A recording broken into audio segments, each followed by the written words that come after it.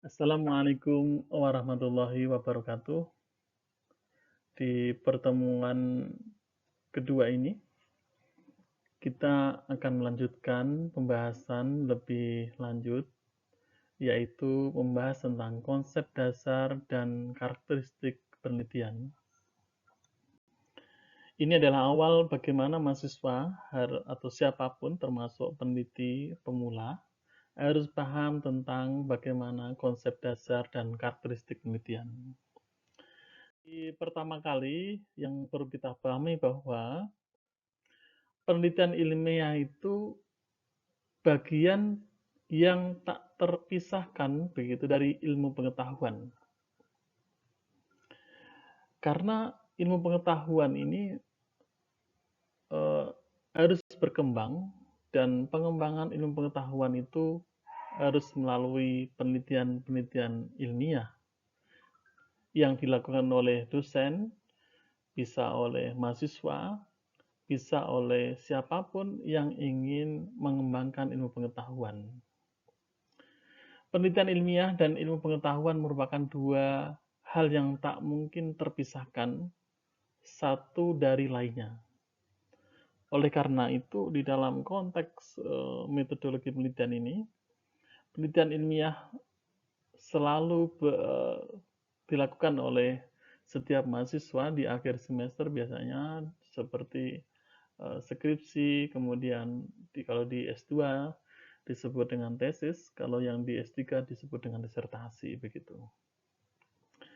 Nah, penelitian ilmiah merupakan mesin yang memproses produk ilmu pengetahuan. Jadi mesinnya, bagaimana selalu mendapatkan temuan-temuan baru begitu. Temuan-temuan baru inilah hasil dari penelitian-penelitian. Nah, penelitian-penelitian ini sesuai dengan masing-masing bidang rumpun keilmuannya masing-masing begitu. Kalau hari ini ada virus misalnya, ada COVID-19, artinya ini adalah bidang rumpun keilmuan bidang kesehatan atau bidang keilmuan di bidang virus itu sendiri. Nah, karena kita akan membahas tentang sekitar rumpun ilmu dakwah dan sekitarnya, maka akan lebih fokus ke sana. Dan ini adalah pengetahuan. Nah, pengetahuan atau knowledge biasa disebut seperti itu. Pengetahuan adalah hasil usaha untuk menangkap suatu realita ke dalam jiwa hingga tidak ada keraguan lagi tentang sebuah realita itu. Nah, dulu sudah ketika kita masih semester baru, semester 1, kita bahas tentang filsafat ilmu ini juga dibahas.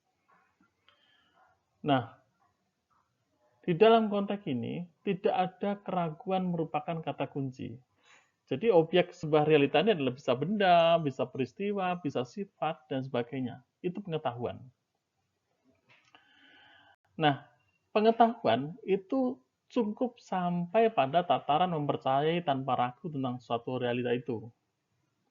Contohnya misalnya kayak saya contohkan beberapa misalnya adalah pelampung kail menggunakan gabus dan gabus selalu mengapung di atas air. Ini pengetahuan. Pengetahuan dari orang ke orang dan ini juga realita begitu, tidak bisa dikarang-karang. Sedangkan ilmu atau sains biasa disebut dengan ilmu.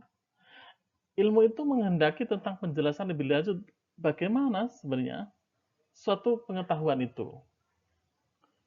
Jadi ilmu nanti akan menjelaskan secara sistematis bagaimana itu bisa terjadi seperti itu. Itu ilmu. Jadi makanya ilmu dan pengetahuan itu berbeda. Tapi satu kesatuan yang saling menyatu di sana. Sebagaimana contoh ini sebuah ilmu gitu ya, contoh ilmu gitu. Sebagai indikator untuk mengetahui ikan telah makan umpan diperlukan pelampung yang mengapung di atas air atau mengapung di air gitu. Untuk keperluan tersebut diperlukan bahan yang mengapung di atas air. Bahan akan dapat mengapung jika mempunyai berat jenis lebih kecil dari air. Salah satu bahan yang berat jenisnya lebih kecil dari air adalah gabus. Berat jenis gabus lebih kecil dari air karena bla bla bla. Ini adalah ilmu menjelaskan tentang mengapa begitu. Mengapa bisa terjadi seperti itu. Sedangkan pengetahuan hanya realita, keyakinan seperti itu tadi gitu. Nah, ini bedanya antara ilmu dan pengetahuan. Kalau pengetahuan itu hanya sampai pada cukup mempercayai saja akan suatu realita itu. Ini pengetahuan. Sedangkan ilmu akan menghendaki penjelasan lebih lanjut atas suatu realita itu. Itu ilmu. Atau sekelompok pengetahuan dirangkai dengan penambahan pernyataan-pernyataan lain sehingga terbentuk suatu informasi tentang hubungan antar pengetahuan tersebut. Itu adalah ilmu. Maka ketika kita sudah menjadi mahasiswa, kita sudah sebagai kelompok akademisi, orang yang berilmu, kita harus bisa membedakan, memilah apa itu pengetahuan, apa itu ilmu. Nah, selanjutnya kita akan masuk ke fokus ke penelitian lagi itu. Nah, sebenarnya meneliti itu untuk apa sih sebenarnya meneliti itu? Ada beberapa hal alasan-alasan kenapa orang melakukan penelitian. Di antaranya adalah untuk mendapatkan kredit point. Ini bagi dosen biasanya untuk kenaikan pangkat, jadi golongan A ke B dan seterusnya itu, ini harus dia melakukan sebuah penelitian, termasuk guru, termasuk dosen, termasuk orang-orang yang di bidang akademisi. Atau memperoleh penghasilan tambahan, ini biasanya adalah orang-orang yang kelompok kajian atau LSM yang fokus tentang garapan tentang penelitian itu. Atau agar termasyur itu biar terkenal begitu ya, biar terkenal. Bahkan bisa mendapatkan gelar tambahan. Ini bagi orang yang menempuh pendidikan di di S1, S2, S3 karena dia meneliti, misalnya seperti skripsi, nanti akan mendapatkan gelar sarjana begitu. Kemudian master, dia harus membuat penelitian yang namanya tesis. Kemudian doktor, dia harus penelitian atau melakukan penelitian yang disebut dengan disertasi. Nah, semuanya kalau di kampus yang disebut dengan Tridharma perguruan tinggi, meneliti untuk seperti itu gambarannya. Motivasi pertama bagi kita untuk meneliti adalah untuk mendapatkan kebenaran ilmiah. Mendapatkan kebenaran ilmiah ini, bagi seorang peneliti yang profesional saintifik yang paling berharga dari semua karyanya adalah menemukan kebenaran ilmiah. Jadi, kalau kamu menjadi mahasiswa, kita sebagai dosen dan sebagainya, harus bicara itu berbasis data, tidak asal ngomong saja begitu. Mungkin yang tidak sama adalah tingkat kebenaran ilmiah yang ingin atau berhasil dicapainya begitu. Jadi beberapa kelompok penelitian itu atau kelompok peneliti itu setidaknya memiliki gairah, semangat untuk mendapatkan kebenaran ilmiah itu sendiri. Di bidang rumputnya mas.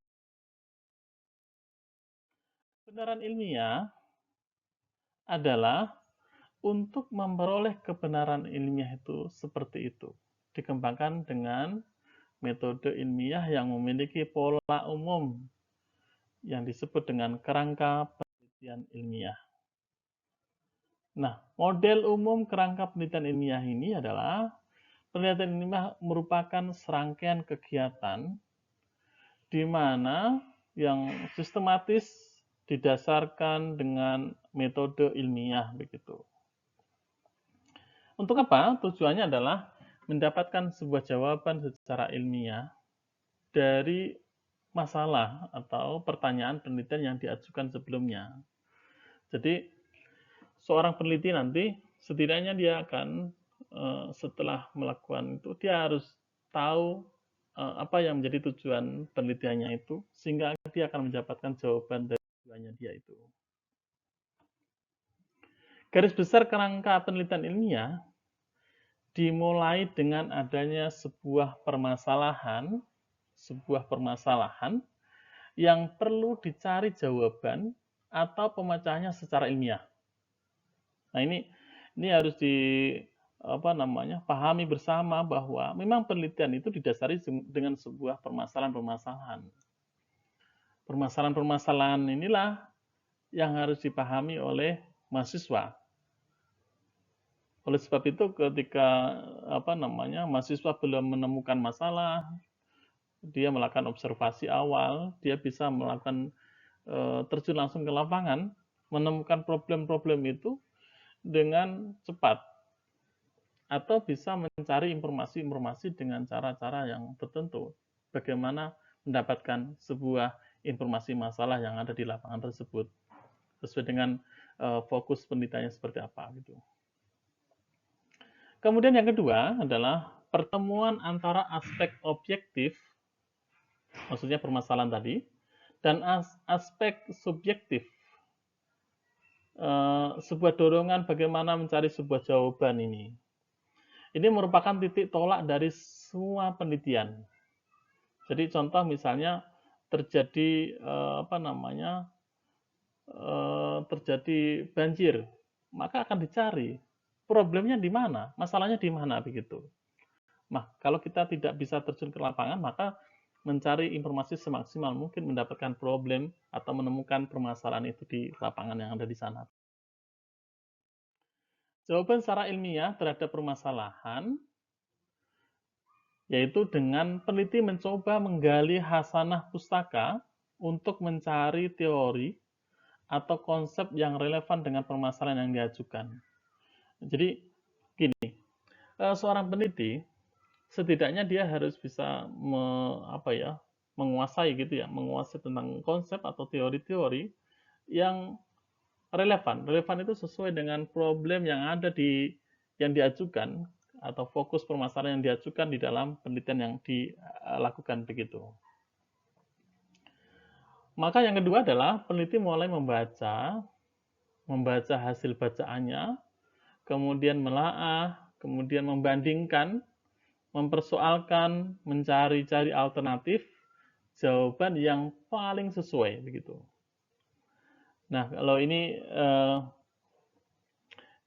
kalau kita paling sederhananya, kita setidaknya bisa observasi awal. Kalau saya lebih mudah ke observasi awal ke lapangan begitu.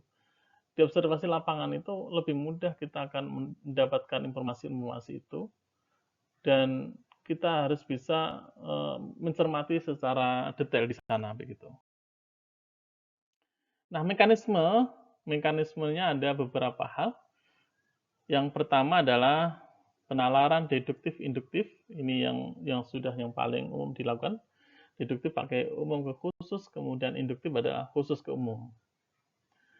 Yang kedua ada analisis sintesis spesifikasi dan kemudian mengeneralisasi di sana. Yang ketiga, setiap saat kita lakukan pengujian secara logik maupun empirik. Dan yang keempat adalah a priori. A priori itu adalah semacam anggapan umum yang subjektif itu a priori. Dan a posteriori, yaitu anggapan yang didasari dengan sebuah teori. Jadi teorinya seperti ini. Kenapa seperti itu? Ini akan memunculkan sebuah hal-hal yang kita anggap dengan a priori atau a posteriori gitu. Karena a priori ini bermula dari sebuah konsep atau batasan yang telah dikembangkan oleh seorang peneliti. Sedangkan a posteriori didasarkan hasil penelitian atau biasa disebut dengan justifikasi sebuah teori itu sendiri.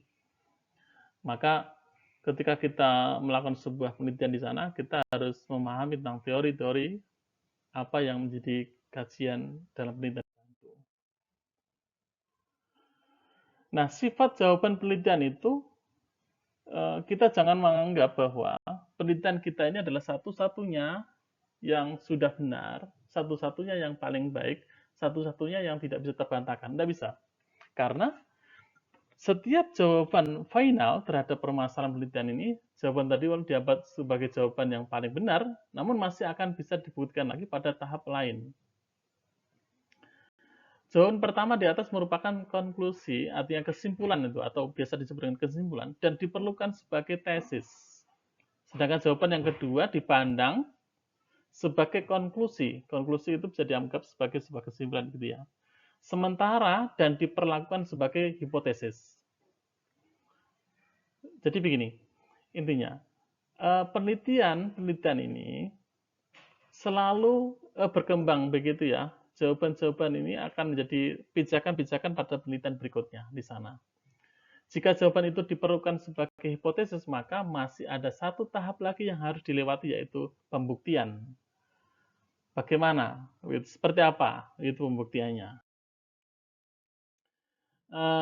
Kemudian berikutnya adalah dari mana sebenarnya kita dapat mengembangkan model seperti riset gap atau penelitian murni, kemudian permasalahan dalam kehidupan sehari-hari atau biasa disebut dengan penelitian aplikasi, begitu ya. Tujuan riset itu ada 3 yang perlu kita pahami. Yang pertama adalah penemuan atau temuan, begitu. Kalau di melakukan penelitian ini, setidaknya dosen, mahasiswa, ya setidaknya bisa menemukan atau temuan hal yang baru, begitu setidaknya. Atau yang kedua bisa disebut, atau tujuan riset yang kedua adalah bisa dianggap sebagai pembuktian. Oh, ternyata seperti itu. Oh, begini. Oh, begitu. Dan yang ketiga adalah pengembangan. Nah, masing-masing ini akan menggunakan pendekatan atau menggunakan pendekatan metodologi nanti. Pengembangan seperti apa, penemuan seperti apa, pembuktian seperti apa di sana. Nah, oleh sebab itu gambaran-gambaran dari kenapa kita harus meneliti, kenapa penelitian seperti itu. Berikutnya adalah apa yang dimaksud dengan metodologi penelitian. Seperti pada umumnya orang membicarakan bahwa metode adalah cara, begitu. Cara yang tepat melakukan sesuatu. Ini kata Narbuko. Sedangkan logos adalah ilmu atau pengetahuan. Sejak dulu kala, orang membincangkan ini sejak zaman Aristo, sejak zaman Yunani, sudah diperbincangkan sejak awal sekali itu membahas tentang logos, metode, dan sebagainya. Lalu apa yang disebut dengan penelitian itu?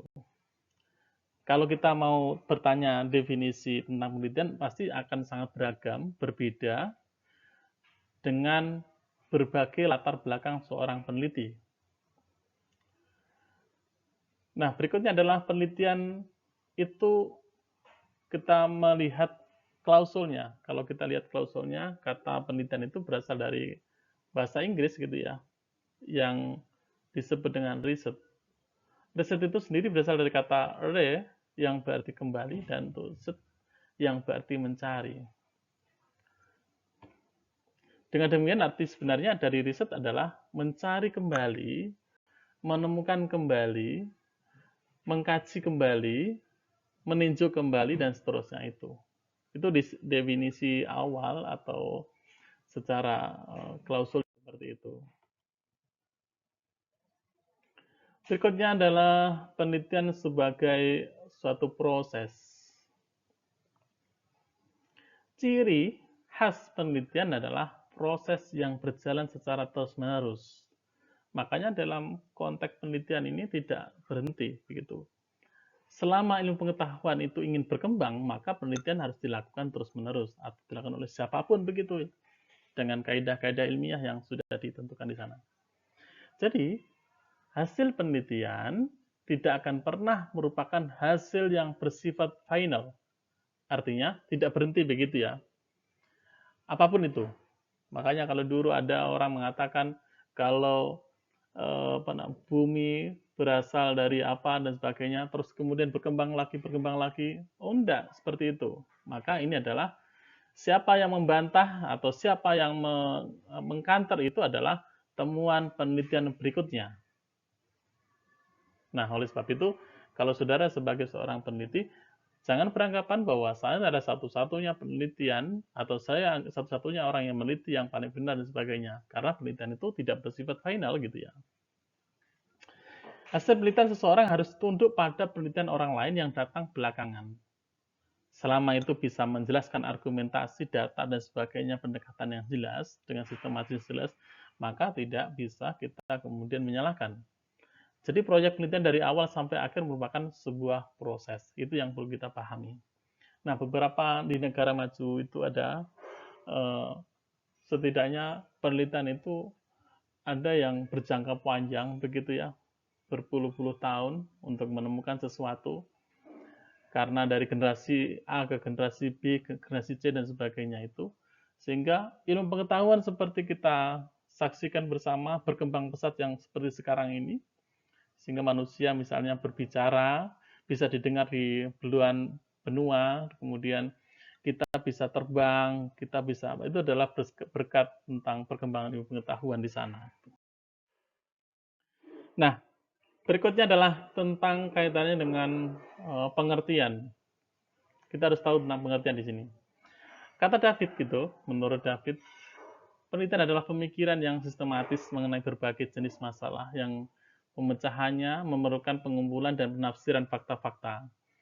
Nah, fakta-fakta ini berkaitan dengan data yang ditemukan atau data yang dijadikan pijakan oleh seorang peneliti.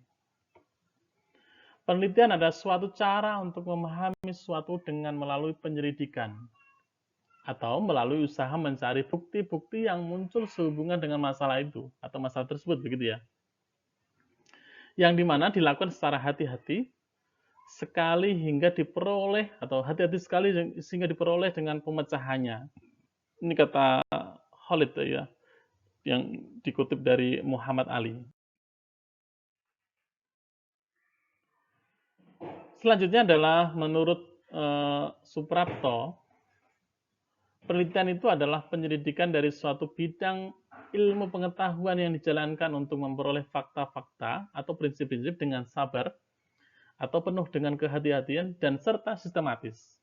Maka kalau kita melakukan penelitian ini harus kita memiliki pemahaman, pengetahuan tentang metodologi penelitian agar ketika kita melakukan penelitian ini bisa berjalan dengan baik. Nah, inti dari definisi-definisi tadi pada dasarnya adalah untuk mendapatkan pengetahuan berbasis masalah dilakukan secara sistematik gitu, dan terorganisir serta mengikuti metode ilmiah. Maka siapapun yang melakukan penelitian harus mengikuti kaidah ilmiah atau metode ilmiah. Siapapun itu. Makanya ketika kita sebagai mahasiswa di Indonesia, mau mahasiswa di Amerika, mau mahasiswa di Inggris, mau mahasiswa di India, sama saja harus mengikuti kaidah-kaidah ini begitu. Nah, ini sebagaimana saya disinggung di depan tadi, masalah adalah kesenjangan antara gap atau perbedaan antara yang seharusnya terjadi dengan kenyataan. Jadi ketidaksesuaian antara harapan dan kenyataan inilah yang disebut dengan masalah. Maka kalau saudara ini melakukan penelitian, harus tahu betul apa yang menjadikan masalah, karena ini akan dijadikan dasar dalam penelitian nanti. Kesenjangan itu apa sih? Apa yang seharusnya terjadi dengan kenyataan, itu kesenjangan. Apa yang apa yang diperlukan dengan apa yang tersedia. Ini harapan dan kenyataan. Karena kita harus mengidentifikasi fenomena empiris itu di lapangan yang ada, tentang kejadian-kejadian yang ada, dan teoritis. Makanya, kalau teorinya seperti ini kok ya, tapi kenyataannya kok tidak sesuai, begitu. Contoh misalnya, kalau dakwah itu dilakukan dengan dalam teorinya kok baik dan mudah dan sebagainya, tapi kenyataannya kok tidak seperti itu, maka itulah yang disebut dengan masalah. Maka kita harus bisa memahami tentang problem atau masalah tersebut. Ada 3 hal yang kita pahami untuk mengidentifikasi masalah sehingga terjadinya sebuah gejala atau fenomena. Ini saya ilustrasikan. Penyebab dari problem itu apa? Itu kita harus paham dulu. Misalnya saya melihat misalnya ini adalah gejala atau fenomena misalnya dakwah, kemudian pengelolaan tidak profesional kalau ini di lembaga perusahaan atau lembaga masjid atau dan sebagainya, atau lembaga-lembaga begitu. Sedangkan permasalahannya adalah motivasi atau komitmen atau yang lain sebagainya. Ini pada orangnya gitu. Nah, permasalahan ini biasa kita temukan pada orangnya, pada orang pelakunya itu. Gejala atau fenomena merupakan dampak yang kemudian berimplikasi, konsekuensinya. Permasalahan ini harus didefinisikan secara tegas dan jelas sehingga kegiatan selanjutnya dapat dilakukan dengan baik. Nah, kalau kita tahu itu maka kita akan mudah mengidentifikasi di sana begitu ya. Kemudian yang terakhir adalah ini adalah area atau bidang-bidang permasalahan yang dalam riset dakwah itu banyak sekali, nanti penekannya masing-masing ya. Kalau di mahasiswa manajemen dakwah adalah problem-problem dalam dakwah, manajemen haji dan umroh, zakat, manajemen sumber daya manusia kelembagaan Islam, manajemen pemasaran dalam lembaga Islam atau seperti wisata religi, manajemen operasional lembaga Islam, manajemen strategi lembaga Islam. Itu problem-problem yang ada di situ nanti kita bisa identifikasi, kita bisa temukan di sana. Tentu dengan observasi awal ke lapangan di sana sebagai sasaran objek penelitian kita. Atau di jurusan pengembangan masyarakat Islam atau PMI bisa kita akan melihat problem-problem di komunitas. Makanya kalau komunitas itu syarat untuk melakukan participasi action research itu nanti harus ada komunitas, bagaimana mengembangkan komunitas itu yang harus lebih maju, lebih lebih baik dan sebagainya. Harus ada kelompok taninya atau kalau kita mengkaji tentang kelompok tani atau bahkan masyarakat biar bagaimana maju itu dan seterusnya. Karena di jurusan PMI atau pengembangan masyarakat Islam ini pada prinsipnya adalah bagaimana memberdayakan masyarakat di situ. Atau yang jurusan komunikasi penyiaran Islam, banyak lagi itu segmennya tentang permasalahan-permasalahan di sana. Ini nanti kalau di dalam penelitian bisa disebut dengan variabel begitu ya. Ada komunikasi dakwah, ada siaran radio, ada siaran dakwah dan seterusnya. Di situ yang akan kita bisa bahas secara detail ketika kita sudah nanti di lapangan, kita mau menggarap tentang penelitian, baik skripsi maupun yang lainnya.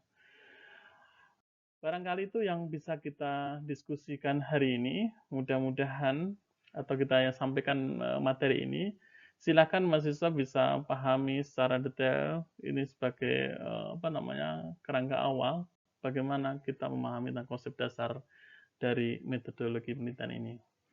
Barangkali itu demikian yang bisa kami sampaikan. Terima kasih. Assalamualaikum warahmatullahi wabarakatuh.